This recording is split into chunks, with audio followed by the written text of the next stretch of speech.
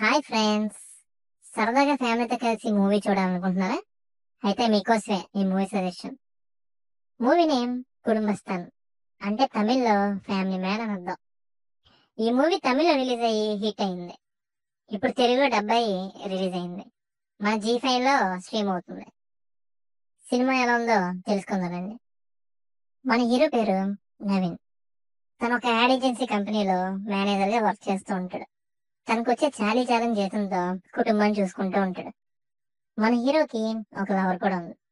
తన పేరే వెన్నెల. వీళ్ళిద్దరిలోని వాళ్ళిద్దరి ఇంట్లో యాక్సెప్ట్ చేయరు. సో ఇద్దరు లేచిపోయి పెళ్లి చేసుకుంటారు.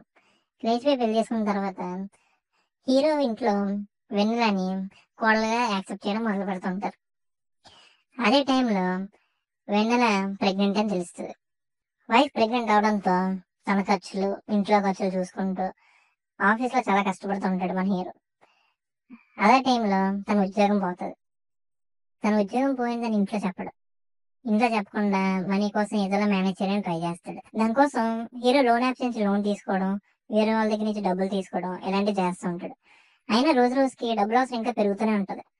ఒక పక్కనేమో అప్పులు తీసుకున్న వాళ్ళేమో హీరో మీద పడుతూ ఉంటారు. హీరో చాలా స్ట్రగుల్స్ ఫేస్ చేస్తాడు. ఇలాంటి సిచ్యువేషన్ ఉన్న హీరో ఫైనల్ గా ఆ డబ్బులన్నీ ఎలా క్లియర్ చేశాడు, ఈ సిచ్యువేషన్ నుంచి ఎలా బయటకు వచ్చాడు అనేది స్టోరీ. సినిమా అయితే బాగుంది. ఒక మిడిల్ క్లాస్ ఫ్యామిలీ మ్యాన్ కష్టాన్ని చాలా బాగా చూపించారు. హీరో మణికందన్ చాలా బాగా యాక్ట్ చేశారు. పెళ్ళైన ప్రతి మగాడు హీరో క్యారెక్టర్ కనెక్ట్ అవుతారు. మన తెలుగు అమ్మాయి శాన్వి చాలా బాగా యాక్ట్ చేశారు. సినిమా చాలా ఫన్నీగా ఉంటది అండ్ మంచి ఎగ్జైట్మెంట్ కూడా ఇస్తుంది. బట్ సినిమా సెకండ్ హాఫ్ వచ్చేసరికి చాలా ల్యాగ్ గా ఉంటది, చాలా డ్రాగ్ చేశారు అనిపిస్తుంది. బట్ క్లైమాక్స్ చాలా బాగుంది. ఓవరాల్ గా సినిమా ఒక డీసెంట్ ఫ్యామిలీ ఎంటర్టైనర్. ఈ మూవీ జీ5 లో స్ట్రీమ్ అవుతుంది. మస్ట్ వాచ్ ఫిలిం అన్నమాట. ఈ సినిమా చూసిన వాళ్ళు ఎలా ఉందో చెప్పండి, చూడని వాళ్ళు చూసి ఎలా ఉందో చెప్పండి. Thanks for watching.